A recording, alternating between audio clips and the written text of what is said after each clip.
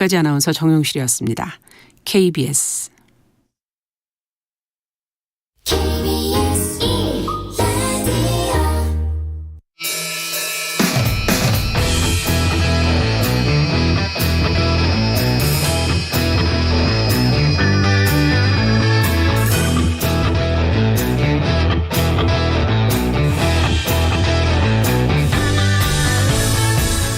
주말 시사의 중심, 정관용의 시사본부.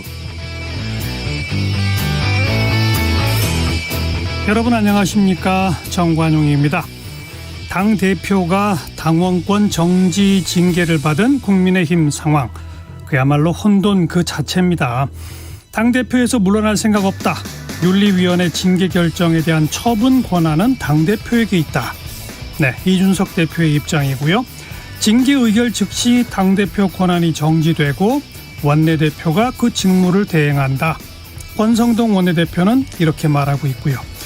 이렇게 양측은 서로 다른 방향의 이 당헌 당규 해석을 주장하면서 당대표 징계에 따른 혼란은 계속될 것으로 보이는데요. 자, 이 치킨 게임 양상 어떻게 흘러갈지 오늘 1부, 2부 통해서 집중적으로 분석해 봅니다. 정관용의 시사본부 토요일 순서 출발하죠. 먼저 도로공사 연결해서 고속도로 상황 전해드립니다. 김정희 캐스터. 네, 다시금 전국 대부분 지역에 폭염특보가 확대되고 또 날이 많이 흐려서인지 지방 방향 정체가 극심하지는 않습니다. 충청권보다는 강원권과 이어지는 노선들이 더 어려운데 대부분 경기권에 정체가 집중돼 있습니다. 서울 양양선 양양 쪽 덕소 산패부터 서종까지 15km 구간 막혔다가 이후 강원권에서는 동산요금소와 춘천 분기점, 다시금 내촌에서도 밀리고요. 영동선 강릉 쪽으로도 경기권인 마성터널에서 양지터널 사이 통과가 특히 힘든 다음 강원권에서는 원주 부근에서 5km 구간 가장 차가 많습니다. 원주 지역으로 가신다면 광주 원주선을 이용하는 분들도 많으실 텐데요. 원주 방향 정체는 초월과 원주 분기점 주변에서 이어집니다. 충청 이남으로 내려가는 길은 경부선이 가장 힘겹습니다. 그래도 경기권의 정체는 심하지가 않아서 남사 부근에서 4km 구간만 밀리는데 충청권의 상황은 조금 다릅니다. 망향휴게소부터 천안휴게소 사이로 한 번에 22km나 브레이크를 밟습니다. 비교적 가까운 곳으로 나들이를 떠나신다면 수도권 제1순환선 많이들 이용하실 텐데요. 아직까지는 상황 괜찮습니다. 다만 경기 북부 지역에서는 통일로 부근 정체가 구리 방향으로 점차 더 길어지고 있습니다. 지금까지 한국도로공사 교통센터 김정희였습니다.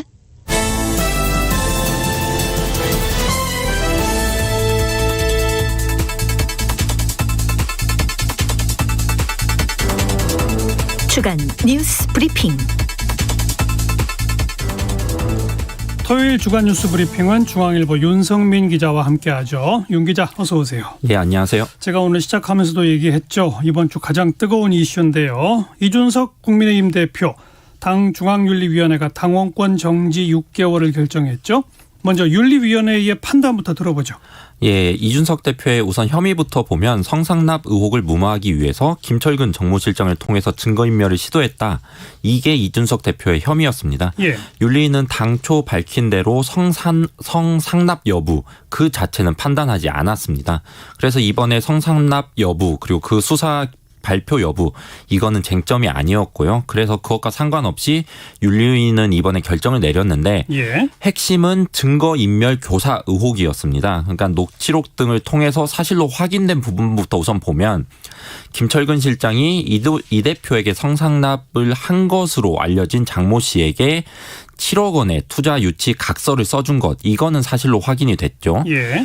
윤리위는 그 이준석 대표의 위치 그리고 김철근 실장과 이 대표가 직접 지시를 주고받는 관계다 이런 것들을 고려할 때 김철근 실장이 각서를 써준 것을 이 대표가 모른다라는 주장은 믿기 어렵다고 봤습니다. 그래서 증거인멸을 교사한 것은 맞다고 봤고요. 김 실장이 이 대표 지시가 없었다면 본인 일도 아닌데 거액의 투자 각서를 써주는 것도 말이 안 된다고 봤습니다.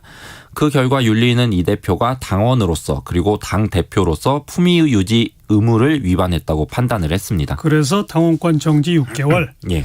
그런데 이준석 대표는 어제 KBS 라디오에 출연해서 이 징계에 불복하겠다고 그랬죠? 예, 맞습니다. 그 논리가 뭡니까? 우선 형평성이 없다. 형평성이 없는 결론을 윤리위가 내린 것이다. 이렇게 강조를 했습니다. 이게 무슨 말이냐면 예. 김성태 전 의원 그리고 염동열 전 의원을 언급을 했는데 김성태 전 의원의 경우 딸 KT 부정채용 청탁 혐의로 결국 대법원에서 유죄 판결이 나왔죠. 확정됐죠. 예, 그리고 염동열 전 의원의 경우 강원랜드 채용 청탁으로 역시 대법원 유죄 판결이 나왔습니다. 예. 그런데 아직도 이 둘에 대해서 윤리위가 징계 결정을 하지 않았거든요. 그러니까 징계 절차 개시 단계입니다. 그런데 왜 이 대표의 성상납 의혹은 그 경찰 수사 단계, 그러니까 아직 결론 수사 결과도 나오지 않았는데 예. 먼저 징계를 하느냐, 이게 이 대표의 주장입니다. 다만 아까 말했다시피 윤리위는 성상납 여부는 판단하지 않겠다고 처음부터 밝혔습니다. 어쨌든 의혹이 제기되는 상황에서 거액의 투자각서를 써주는 것을 지시하면서 당대표로서 품위를 잃은 것, 그러니까 이거 자체만 판단했다. 그래서 징계를 내렸다. 이게 윤리위의 설명이긴 했습니다. 예.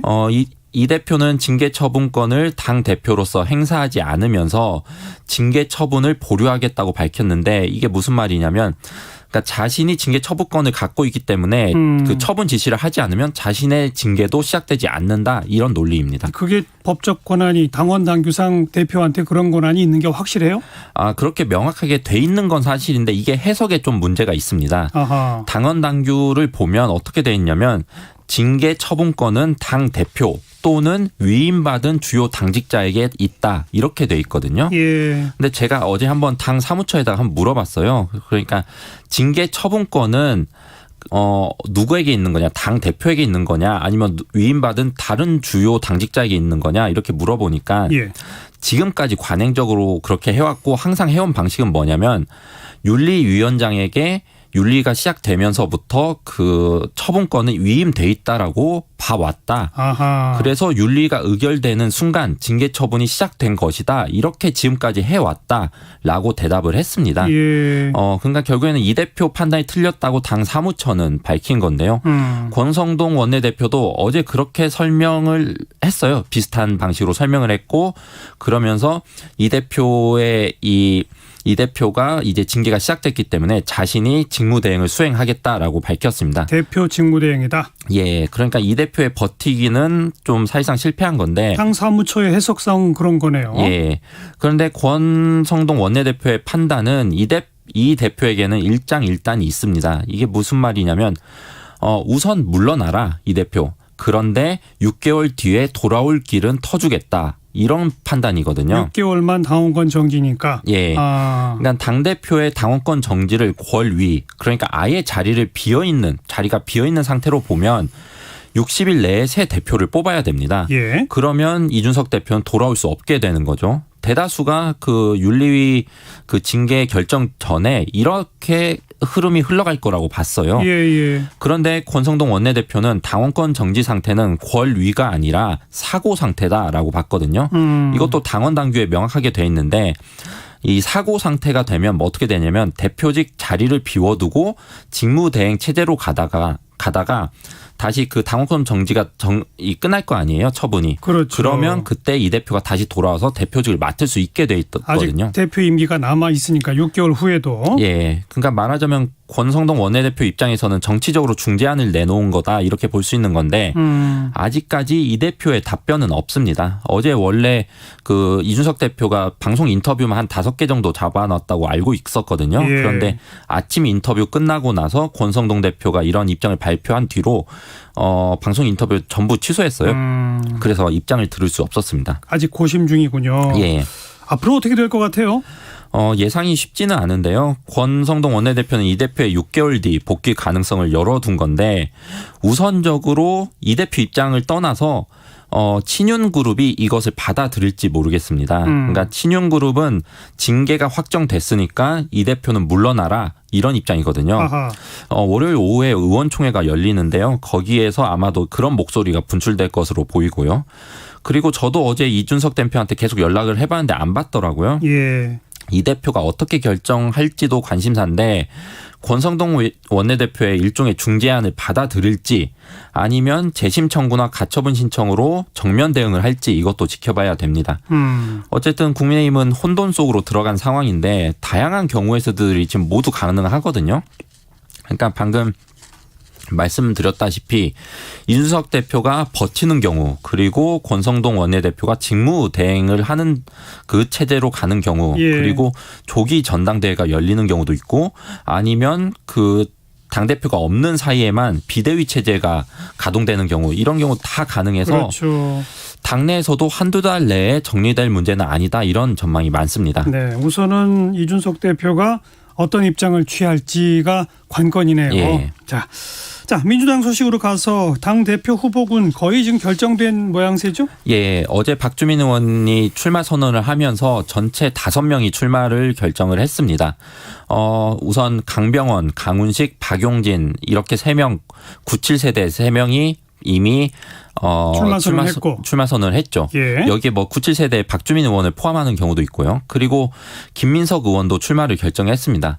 그리고 그 외에도 2명이 더 출마를 할 건데 이재명 의원은 아직 출마 선언은 하지 않았습니다. 그렇지만 오는 17일 아니면 18일에 출마 선언을 하는 게 거의 확실한 상황이고요. 예. 그리고 이낙연계에서는 서른 의원이 출마를 할 예정입니다.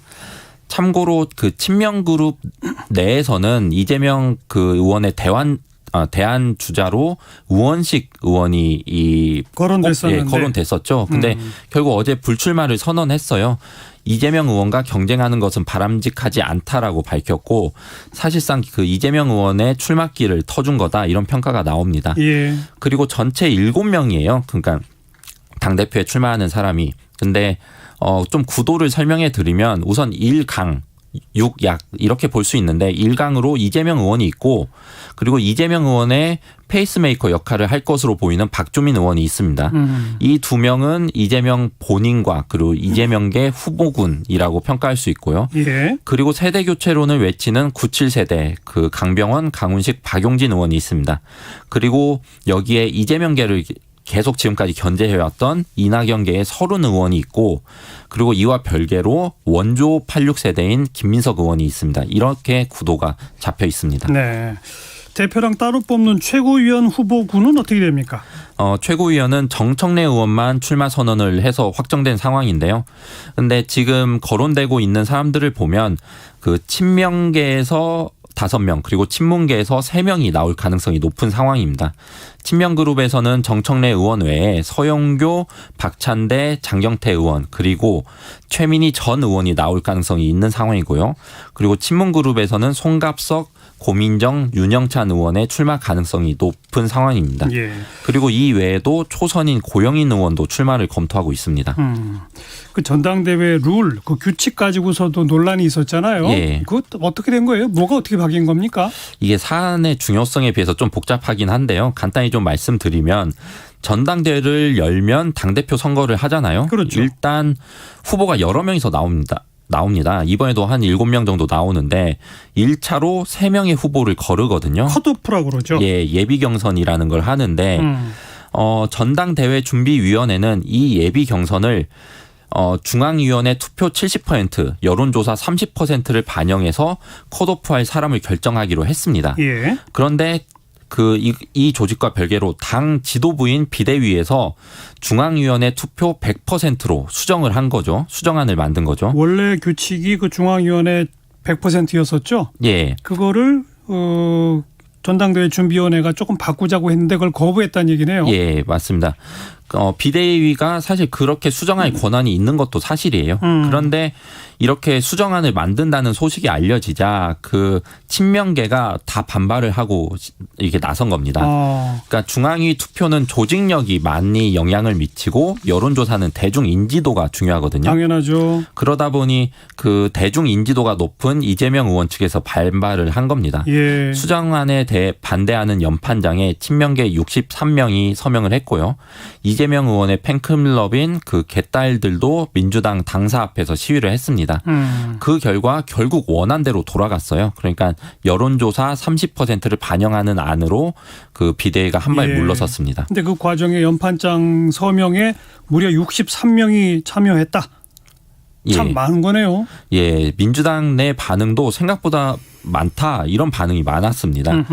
대선을 거치면서 친명계가 많긴 하지만 이렇게 많은지는 몰랐다라는 반응이 대부분이었고요. 여기에 서명한 63명이 사실상 친명 리스트로 볼 수 있다 이런 평가도 나옵니다. 예. 그러니까 제가 민주당을 출입했던 2018년하고 2019년 이때만 하더라도 민주당은 사실상 친문 정당이었어요. 물론이죠. 예, 그 대통령이 문재인 대통령이었으니까 예. 어쩔 수 없는 상황이기도 했죠. 집권 초반부였고. 예. 대부분이 스스로 친문이라고 말을 해왔고 모든 거의 대다수의 의원들이 그리고 친문 그룹에 속해 있었어요. 근데 현재 친명 그룹의 이 좌장이라고 이렇게 평가받는 정성호 의원 정도만 당시 소수파였고 거의 유일한 반문이었거든요. 당과 다른 목소리를 내서 그때 주목받는 그런 정도였는데 예. 그리고 또 지난 대선 초반까지만 하더라도 친명계가 많지 않았습니다. 그 정성호, 김영진, 김남국 의원 등 7명만 친명 그룹으로 분류가 됐거든요. 맞아요. 그래서 이들을 칠인회라고 했었죠.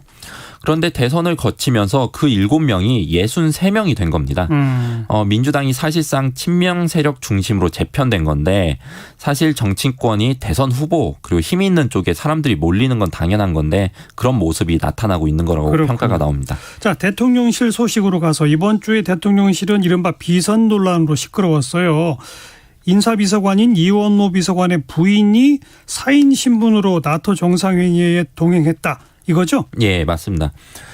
간단히 말해서 대통령실 내에서 공식 직함을 가지지 않은 그러니까 비서관의 일반인 부인이 왜 대통령 전용기를 타고 순방에 동행하느냐 이게 문제의 핵심인 겁니다. 그렇죠. 근데 대통령실의 해명이 오히려 논란을 키웠는데요. 대통령실은 이원모 비서관의 부인 신모 씨가 행사 기획을 위해 동행한 거고 이 신모 씨가 행사 기획에 전문성이 있다라고 설명을 했거든요.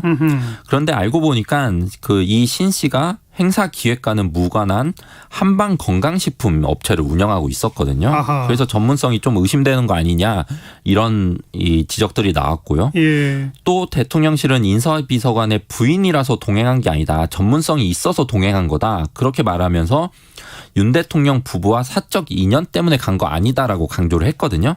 그런데 이것도 알고 보니까 이원모 비서관에게 신 씨를 소개해서 결혼하게 만든 사람이 이 윤 대통령이었던 겁니다. 사적 인연이 깊군요. 예.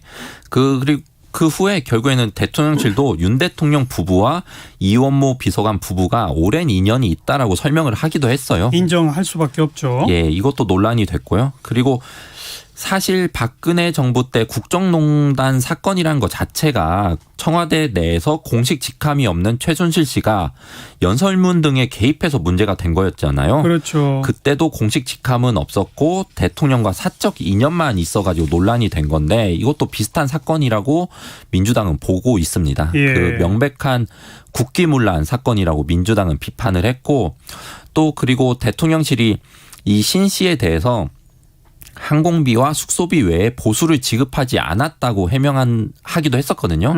이거에 대해서도 민주당은 그러면 최순실 씨는 그런 보수를 받았냐. 그때도 안 받긴 마찬가지였다. 예. 이렇게 비판을 했습니다. 또 그 대통령실에 지금 윤 대통령의 외가 쪽의 육촌 동생이 현재 선임 행정관으로 근무하고 있다면서요? 예, 맞습니다. 이것도 사적 채용 논란이 일었죠? 예, 그것도 논란이 있었는데 윤 대통령이 어제 아침 출근길에 이 해명을 했어요. 그 정치를 처음 시작할 때부터 열심히 함께 선거운동을 해온 동지라고 설명을 했는데 그리고 대통령실도 국회가 만든 이해충돌 방지법에는 해당하지 않는다라고 해명을 했습니다. 그런데 지금 문제가 계속 이런 문제들이 계속되고 있잖아요. 맞아요. 윤 대통령 아니면 김건희 여사 이 둘 중 한 명과 사적 인연이 있는 인사들이 대통령실에 채용되거나 아니면 채용이 안 되더라도 그 공적인 업무에 참여하는 일이 반복되면서 지금 논란이 계속되고 있는 상황이거든요. 그렇죠. 뭐 가까운 사례만 보더라도 김건희 여사가 노무현 전 대통령 묘소를 참배할 때 김 여사가 운영했던 회사 직원들이 수행해서 논란이 됐었고요. 맞아요. 대통령이 그리고 김 여사가 공적인 영역과 사적인 영역을 구분을 못하고 있는 거 아니냐 이런 비판이 민주당에서 나오고 있습니다. 예. 윤 대통령 인사에 대한 비판과 논란도 계속 이어지는데 이번 주도 논란이 컸던 인사 결국 임명했죠. 예, 박순애 교육부총리를 결국 임명했습니다. 박 부총리는 음주운전 경력이 가장 좀 논란이 됐고요. 그리고 교수 시절 갑질 의혹도 있었어요. 게다가 교육 전문성에 대해서도 그 야당이 비판하는 상황이었는데 결국 그 윤석열 대통령은 임명을 했습니다. 예. 그리고 이번 주에 공정위원장을 새로 지명을 했는데 송옥열 서울대 법학전문대학원 교수를 지명을 했습니다. 그런데 이 지명 직후에 이 성희롱 발언으로 논란이 있었던 부분이 다시 재조명되면서 논란이 더 커졌습니다. 그러니까 예. 어떤 사건이었냐면 2014년 당시에 교수로 재직하면서 제자들의 외모를 품평하는 이런 사건이 있었거든요. 그때 당시에 기사화도 됐었던 일이었어요. 예. 근데 이런 인물을 또 지명하냐 해가지고 야당에서 비판이 또 많이 나왔습니다. 이런 상황에서 인사 논란에 대해서 윤 대통령이 해명을 했는데 이게 또 이 해명 자체가 또 논란이 됐습니다. 윤석열 대통령이 그 화요일 출근길에 그 인사 실패 논란에 대해서 뭐라고 했냐면 그럼 전 정권에서 지명된 장관 중에서 그렇게 훌륭한 사람을 봤냐 이렇게 말을 했어요. 예. 그러니까 누가 뭐래도 잘한 인사라는 건데 좀 국민의 여론 이 감정과 좀 다른 해명이어서 논란이 됐습니다. 대통령에 대한 지지도는 그래서 떨어져 가고 있는 그런 양상이죠. 예, 맞습니다. 자, 중앙일보 윤성민 기자 수고하셨습니다. 예, 감사합니다. 12시 31분 막 지났네요. 정관용의 시사본부 듣고 계십니다. 기상청 교통정보센터 연결해서 날씨와 도로 상황 전해드립니다. 먼저 기상청의 최영우 씨. 네, 날씨 정보입니다. 이번 주말 폭염 경보와 주의보 다시금 전국 거의 대부분 지역으로 확대됐습니다. 서울과 경기, 인천 잠시 폭염특보 해제됐었는데요. 어제 발표됐고 오늘 10시를 기해서 발효됐습니다. 다시금 폭염 경보와 주의보 지역이 많아진 만큼 더위 잘 이겨내셔야 되겠고요. 오늘 아침에도 아침 최저기온 25도 이상 유지하면서 밤사이 열대야가 기승을 부린 곳이 많았습니다. 강릉은 27.2도의 아침 최저기온 보였고요. 오늘 낮 기온을 보면 대부분 30도를 넘어서서 29도에서 35도 분포 예상됩니다. 서울은 어제보다 약 4도가량 높은 32도, 세종시와 광주도 같은 기온이고요. 대구는 35도까지 오를 전망입니다. 내일도 오늘보다 기온이 더 오르는 곳이 많아서 서울이 내일은 33도까지 오르겠고요. 대전과 대구 내일 35도 예보가 돼 있습니다. 오늘은 주로 강원과 경북 산지 중심으로 내일은 내륙 중심으로 소나기도 무더위 속에 좀 지나겠고요. 이후로 다음 주에는 정체전선이 중부와 남부지방을 오르내리면서 장맛비가 내렸다 그쳤다 금요일까지 쭉 반복이 될 것으로 예상됩니다. 월요일 장맛비는 새벽에 서쪽부터 시작이 될 것으로 전망되고요. 오늘 미세먼지 농도 상황은 괜찮습니다. 현재 서울 기온 28.5도입니다. 주말 KBS 날씨 정보 전해드렸습니다. 계속해서 이 시각 교통 상황 이어가겠습니다. KBS 교통정보센터의 김민희 씨가 전해드립니다. 네, 점심시간 도로 정체는 여전히 돌발 구간과 상습 정체 구간 중심으로 길게 이어지고 있습니다. 순천 완주고속도로 순천 쪽으로 천마터널 1차로에서는 사고가 났고요. 논산 천안고속도로 천안 쪽으로 정우터널에서도 사고가 있었던 만큼 이 일대로 많이 혼잡합니다. 수도권 제일순환고속도로 판교에서 일산 쪽으로 노우지분기점 부근 사고는 처리 작업이 마무리됐지만 뒤로 계양 부근부터 속도 줄여 지나고요. 서울 양양고속도로 서울 방면으로 금남터널 2차로에서도 사고가 났습니다. 경부고속도로 서울 방면으로 서초 부근 4차로에서도 사고가 나면서 달래내고개부터 정체 더 심해졌습니다. 서울시내 올림픽대로 공항 쪽으로 한남대교를 조금 지나서는 2차로에서 사고가 나면서 청담대교부터 더디게 지나고요. 이후 월드컵대교 부근 4차로에는 고장난 차가 서 있습니다. 반대 하남 쪽으로 노량진 수산시장 부근에서도 사고가 있었던 만큼 부근으로 많이 혼잡하고요.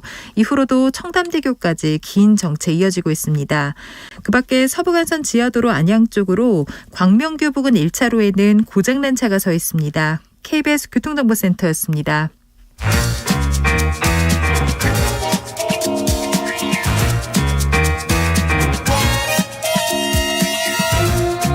KBS KBS 일라디오의 시계는 쉬지 않고 돌아갑니다. 주말 정오, 정관용의 시사본부. 현재 한국 경제의 근간이면서 미래 먹거리인 반도체 산업, 지금 새 정부의 관심이 뜨겁죠.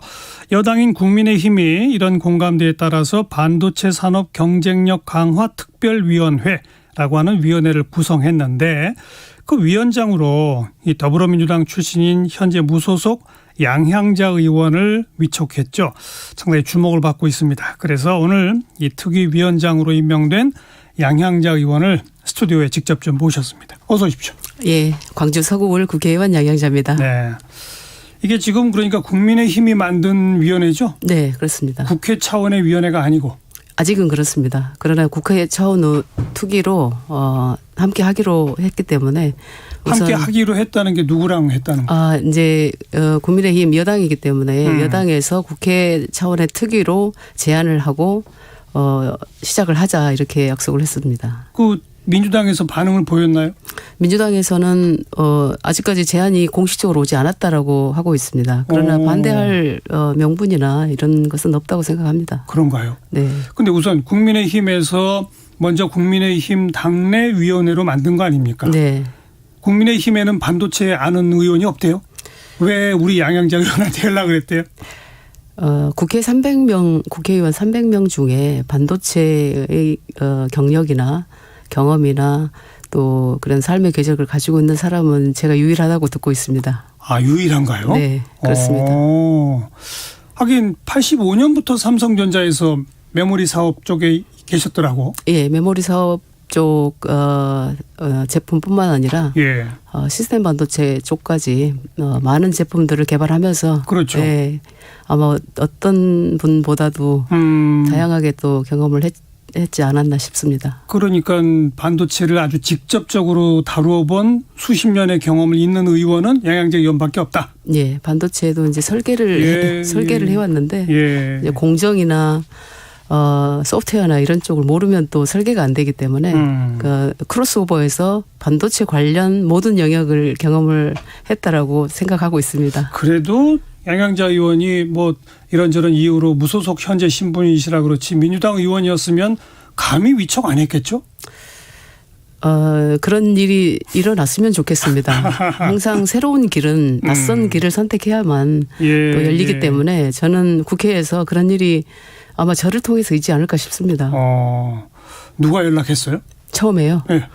이제는 다 아는 사실이기 때문에 이제 많은 분들이 반도체에 관한 중요도를 저한테 묻기도 하시고 특히 국민의힘이 이제 정권을 잡으면서 정부 측에서도 그런 이렇게 질문이 많이 왔었는데 가장 먼저 연락을 주신 분은 정책위 의장 성일조 의장님이 연락을 주셨습니다. 예. 지금 위원회 위원은 모두 몇 명으로 구성되어 있습니까? 지금 총 15분이고요. 주로 어떤 분들이세요? 주로 학계에 이제 정말 저명하신 석학분들로도 모셨고 또 학교별로도 좀 이렇게 계시고 분포돼 있고 그리고 이제 산업계 쪽에 분들도 계시고 또 협회 대표자 분들도 계시고 또 우리 이제 의원분들이 7분이나 또 계십니다. 국민의힘 의원이 7명. 6명에 이제 제가 무소속 의원이기 때문에 그렇게 돼 있고. 그런데 이제 정말 많은 분들이 위원으로 이렇게 참여하고자 하시는데 너무 위원분들이 많게 되면 의사결정 구조라든지 이런 게 무거워지기 때문에 이제 자문위원님들로 특별히 또 모신 분들이 있습니다. 근데 그 자문위원회는 17개 광역단체장님들이 거의 대부분 연락을 주셔서 자문위원으로 넣어달라고 요청을 하고 계시고 특히 광역단체장뿐만 아니라 뭐 용인시장님 또 뭐 여러 또 그 지자체장님들까지 관심을 보이시는 이유가 그분들은 이제 반도체 공장이 있거나 앞으로 유치하려고 그래서 반도체 클러스터를 만들겠다고 지난 선거 때 공약을 하셨거나 또 실제로 반도체 특화 단지를 만들어 달라고 요청을 하시려고 준비하신 분들이 있습니다. 네, 가장 먼저 김영록 지사님이 연락을 주셨습니다. 전남지사. 네, 민주당입니다. 네. 지금 전남 지역에는 반도체 관련 뭐 시설이 있나요? 시설보다도 엠코 코리아라든지 어느 정도는 좀 있습니다만. 협력업체들. 아니요, 그 백엔드 공정이라고 해서 후공정 회사도 있습니다만 이제 광주도 AI 클러스터가 들어가 있기 때문에 그렇군요. AI 반도체하고 맞물려서 특화단지를 만들 수는 있겠습니다. 그런데 이제 이게 진짜 힘을 받으려면 그 반도체 산업을 경쟁력을 키우기 위해서는 단순히 공장 어디 짓고 이것만 갖고 되는 게 아니라 인력을 어떻게 양성할 것이냐라는 교육 정책도 바꿔야 되고 뭐 그러다 보면 수도권 규제 관련 논란도 또 이어져서 뭐 뭔가 정비가 필요하고 하나 두 가지가 아니고 대부분 또 법 개정 사안 아닙니까? 그렇습니다. 그래서 정말 이게 제대로 작동하려면 처음에 얘기한 것처럼 야당 여당 할 것 없이 함께 동참하는 여야 합동의 위원회가 되는 게 저도 바람직하다고 보는데 그렇게 되면 구성도 바뀌어야 되겠죠? 그렇습니다.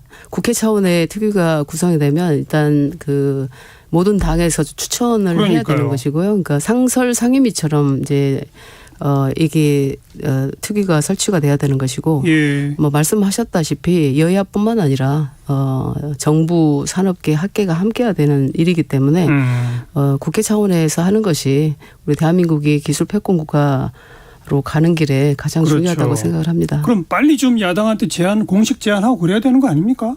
하긴 뭐 국회 원구성도 안 됐었으니까 그동안에. 이제 상임위 배분도 아직 안 돼 있는 상황이라 그 만약에 돼 있으면 제가 처음부터 국회 차원의 특위로 아마 출발을 했을 텐데 이게 국회가 공전하고 있는 상황이 어떻게 될지 몰랐습니다. 그런데 어쨌든 친정이 민주당 쪽이신데 반도체 전문가라 하더라도 지금 뭐 마침 또 정권도 뺏기고 지방선거도 막 지고 한 그 와중에 그쪽 국민의힘 쪽에서 위원회 만드는데 위원장 맡아달라 했는데 내가 이거 선뜻 맡았다가 친정으로부터 욕을 바가지로 먹을 텐데라는 생각 안 하셨어요? 개인이 욕먹는 거는 저는 별로 크게 걱정을 하지 않습니다. 이 일이 정말 국가와 국민을 위한 일이다. 또 대한민국을 위한 일이다. 저는 그 길을 선택하면 또한 비난과 뭐 조롱이 있더라도 그것은 별 큰 문제는 아니라고 생각합니다. 별로 신경 안 쓰셨다? 네, 아마 비난하시는 분들이 더 부끄럽지 않을까 싶습니다. 저는 자신에게 자랑스러운 일을 해야 된다고 생각합니다.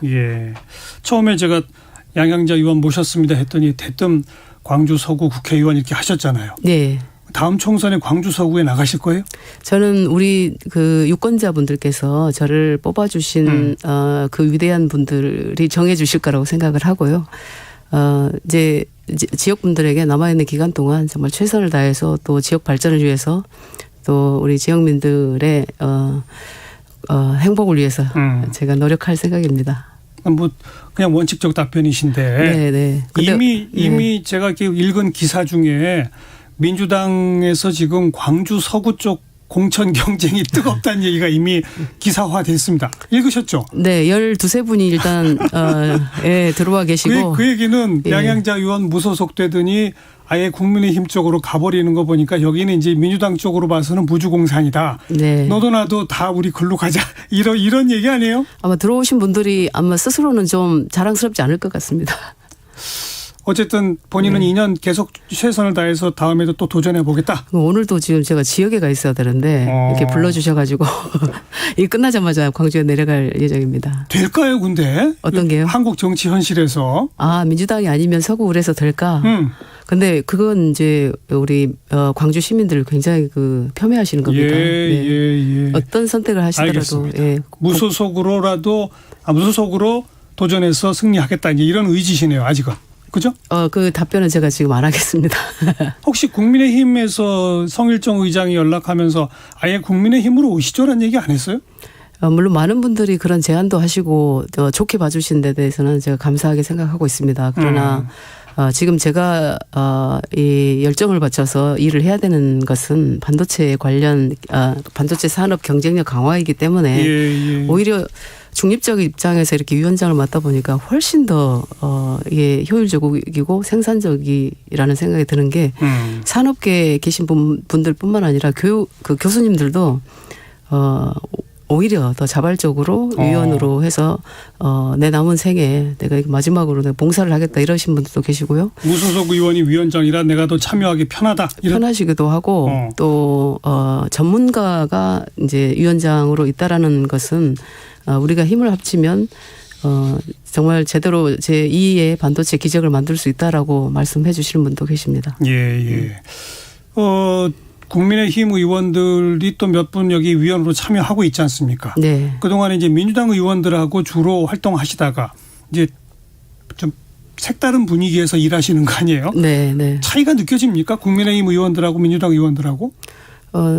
다들 개별적으로 굉장히 열심히 하시고요. 그러니까 지난번에도 민주당에서 작년에도 제가 반도체 특위위원장을 맡았는데 뭐 크게 큰 다른 점은 없으나 지금 이제 환경 자체가 예. 이 일을 추진하기에 좋은 환경이 됐습니다.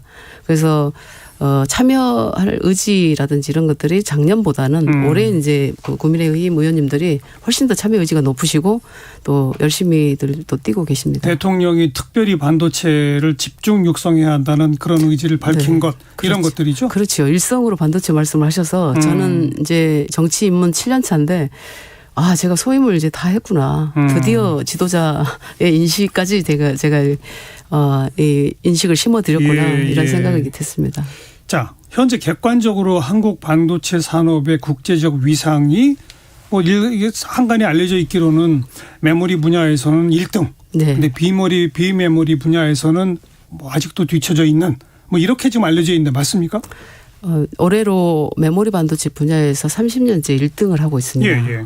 그래서 메모리 반도체 분야에서는 감히 기술 패권을 쥐고 있다라고 말씀드리지만 그조차도 이 메모리 반도체의 중요성 때문에 정말 미국이나 중국이나 이런 강대국에서 메모리 반도체를 진입하고자 하는 노력을 정말 경주를 하고 있고요. 뒤쫓아오고 있다. 그렇습니다. 근데 제일 큰 경쟁 상대가 중국이라면서요, 이제? 사실 중국입니다. 그렇죠. 네, 중국 이제 미국에서 태동한 반도체 기술이 일본으로 80년대에 넘어왔다가 이제 한국으로 넘어왔는데 이제 중국이 추격하기 시작했습니다. 그 부분도 제대로 지켜내야 하고 이제 모바일 혁명 시대가 열리면서 그게 이제 4차 산업혁명이라고 일컬어지는 산업의 주가 이제 AI 또 데이터 또 5G, 6G 또 모빌리티 그리고 우리 생활에 밀접한 뭐 차량용 반도체는 물론이고 그렇죠. 커머스, 뱅킹 모든 분야가 이제 반도체를 기반으로 하고 있기 때문에 오히려 시스템 반도체 영역이 훨씬 더 그 확장되는 팽창되는 시스템 반도체, 비메모리 반도체. 그렇죠. 비메모리 반도체의 팽창 속도가 메모리보다 훨씬 더 크고 실제로 그 삼성전자의 메모리 반도체의 메모리 반도체를 기반으로 하고 있는 삼성전자의 그 시가총액이 377조입니다.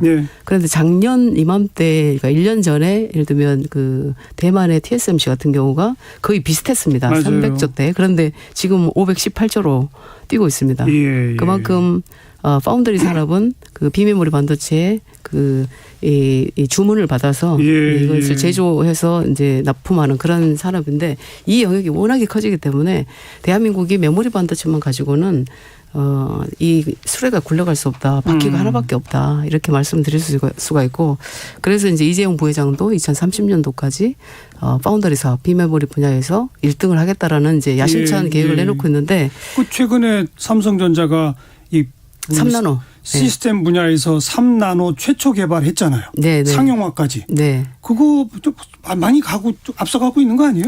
그런데 이제 개발은 누구나 더 빨리도 할 수 있지만 실제로 그것이 수율과 이제 연결이 되고 수율? 이제 한 웨이퍼에서 살아있는 반도체를 1000개에서 몇 개냐. 900개면 90%, 800개면 80% 이런 이제 수율까지 또 생산성까지 다 확보가 돼야 아직 거기까지 못 간 겁니까? 릴라이어빌리티라고 우리가 하는데 이제 신뢰성까지 확보가 돼야 되는 것이고요. 근데 이제 이런 부분까지 다 완벽하게 검증이 되면 아마 시장 점유율로 그게 나올 것입니다. 그렇겠죠. 그리고 매출로 나올 거기 때문에 아직까지 이제 거기까지 가기 이제 제대로 우리가 가야 된다라는 말씀을 드립니다. 그러면 업체들이 이제 그렇게 열심히 뛰고 있는데 뭐 정당 차원이 됐건 국회 차원이 됐건 정부 차원이 됐건 이런 공공의 영역에서 경쟁력 강화를 위한 특별위원회까지 만들어서 뭘 해줘야 되는 겁니까? 해야 할 일 1, 2, 3번을 꼽으시면.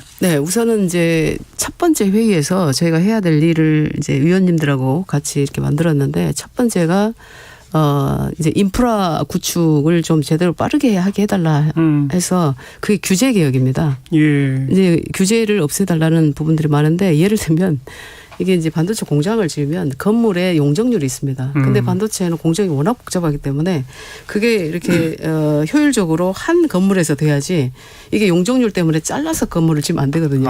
근데 지금은 이제 350%에 묶여 있기 때문에 이걸 450%까지 키워야 이걸 올려야 반도체 공정을 제대로 진행할 수 있는 겁니다. 이제 그런 것들의 규제 개혁뿐만 아니라 이제 세액공제, 세액공제는 투자 촉진을 위한 세액공제를 필수적으로 좀 빨리 해달라는 것이고. 투자 촉진 세액공제. 네, 그리고 세 번째가 이제 인재가 없다, 부족하다. 그래서 인재 육성에 대한 법안들, 그러니까 세 가지 카테고리로 이것들은 다 법안들로 뒷받침을 해줘야 되겠죠. 그렇습니다. 그래서 국회 차원에서 논의를 하고 여야정 산학 이게 함께 해야 된다라는 말씀을 드리고 있습니다. 예. 용적률 같은 규제 완화, 그다음 투자 촉진 세액 공제 같은 거는 어찌 보면 법만 바꾸면 바로 시행할 수 있는 거니까 간단할 수도 있네요. 근데 이제 그런 부분들이 또 뭐 대기업 특혜 아니냐, 또 특정 지역의 특혜 아니냐, 뭐 특정 기업의 특혜 아니냐 이런 갈등의 요소가 될 수도 있어서 미리 그것들을 제대로 조정해내고 제대로 실행이 될 수 있도록 하는 것이 또 정치의 본령이기 때문에요. 그건 이제 반도체를 아는 제가 저의 소명이다라고 생각을 하고 있습니다. 네. 근데 규제 완화를 하더라도 근데 반도체 생산 과정에서 불가피하게 뭐 환경 오염이라든지 주변의 어떤 이 수온 상승 뭐 이런 등등의 위험이 또 크다면서요. 그렇습니다. 그거에 대해서는 철저히 지킬 건 지켜야 되지 않겠어요? 그래서 그것들은 이제 화학약품이라든지 이제 화관법에 다 들어있는데 그것들도 이제 과거에는 굉장히 어려웠습니다만 최근에는 그 기술까지도 함께 발전했기 때문에 폐수 처리를 완전히 순수한 물로 바꿀 수 있는 그런 장치도 다 있어요? 네, 보유를 하고 있기 때문에 네, 그렇게 만들기 위한 법안들이 또 뒷받침을 되어야 됩니다. 제일 세 번째로 꼽아주신 인재 육성 이게 사실 어려운 거 아닙니까? 가장 어려운 문제입니다. 그냥 단지 뭐 설계 분야, 뭐 제조 공정 관리 분야 요것만 키운다고 되는 게 아니라면서요. 그렇습니다. 아주 다양한 분야의 인재들이 필요하면서요. 반도체 학과라고 하는 것이 기초과학 분야, 뭐 수학, 물리, 화학, 광학, 뭐 컴퓨터공학, 전자, 전기 뭐 이런 게 다 있을 수가 있고요. 또 한편으로는 또 소프트웨어 영역이 있을 수 있고 그래서 정말 그 기술의 범위가 그렇게 다양한 만큼 과도 다양하게 필요합니다. 이제 거기다가 또 현장 인력들을 육성해내는 역할은 또 학교가 학문을 하다 보면 너무 힘에 부치기 때문에 계약학과라든지 또 현장 밀접한 인재들을 또 따로 또 교육을 시켜야 되고 기업체와 대학이 연계해서 그렇습니다. 하는. 그렇죠. 그렇습니다. 근데 과거에 보시면 1960년도에 보시면 그 경북대학교 전자과 그리고 부산대학교 구미공단 다 그렇죠. 부산대학교의 기계과 항만 쪽 그리고 전남대학교는 화공, 화학 이쪽은 전남 여천단지가 있기 때문에 맞습니다. 그런 식으로 해서 특화시켜서 산업과 연계해서 인재 육성을 했는데 지역 산업 발전뿐만 아니라 그때 육성된 인재들이 지금까지 반도체에 역분이 되어 왔습니다. 우리 앞으로도 그렇게 하면 되잖아요. 그렇게 하면 됩니다. 그러니까요. 그래서 이제 인재 육성 부분에서도 그랜드 플랜을 하려고 지금 17개 광역단체장뿐만 아니라 전체 교육감님들하고도 지금 논의 구조에 들어갔습니다. 예. 근데 여기서 이제 제일 민감한 문제는 수도권 대학 중심이 되면 어떡하느냐. 지방대학도 방금 언급하신 지방의 국립대 같은 그런 대학만 잘 되면 어떡하느냐. 그렇습니다. 이 문제 풀기가 어려운 거죠. 그것뿐만이겠습니까? 특성화 고등학교 출신들은 어떡합니까? 뭐 이런 제가 이제 그 실업계 고등학교 출신으로서 맞아요. 그런 경험이 있기 때문에 제가 제대로 이런 인재 육성 방안도 마련하겠습니다. 그나저나 방금 언급하셨으니까 우리 양양자 의원이 입지전적 인물로 꼽히는 게 광주 여상을 나오시고 삼성전자에 가셨는데 여상을 나오셨는데 메모리 반도체 설계 분야로 가셨어요? 네. 그거 어떻게 가능합니까, 그게? 원래는 이제 그 여상 나온 주산부기 타자밖에 못했는데 연구원 보조, 이렇게 복사하고 커피 타드리고 책상 닦아드리고 시작을 해서 그렇게 시작을 했습니다. 수석 연구원까지 가셨다가 상무까지 하셨잖아요. 네. 어떻게 그렇게 가능해요? 네, 학업을 병행을 했습니다. 근데 이제 그때 일본어도 제가 이제 습득을 했지만 실제로 회사에 있는 SSIT라고 삼성전자 기술대학이 있습니다. 반도체 공학과. 알겠습니다. 거기서 수학을 했습니다. 연구원 보조로 시작했지만 이 분야가 앞으로 유망하다 해서 공부까지 해서 네. 공부하다 죽을 뻔했습니다. 그 열정을 가지고 여기까지 오셨는데 지금 앞으로 본인의 정치적 미래는 아무튼 최선을 다한 결과로 평가받겠다. 그 말씀이신 거죠? 저는 프로여야 된다고 생각합니다. 지금까지의 어떤 그 결과를 보고 그 다음에 나의 행보가 정해지는 것이지 제가 어떤 자리를 정해놓는다고 해서 그렇게 할 수 있다고 생각하지 않습니다. 아무튼 우리나라 정치 현실에선 참 보기 드문 케이스로 지금 활동을 시작하신 건데요. 가급적이면 여야가 함께 힘을 합할 수 있는 투기로 발전시켜서 그래서 제대로 된 성과를 낼 수 있도록 책임을 좀 다해 주시기 부탁을 드리겠습니다. 감사합니다. 그렇게 하겠습니다. 나와주셔서 고맙습니다. 감사합니다. 네. 무소속 양향자 의원 함께 만났습니다. 여기서 1부 마치고요. 잠시 후 1시 2부에 다시 옵니다.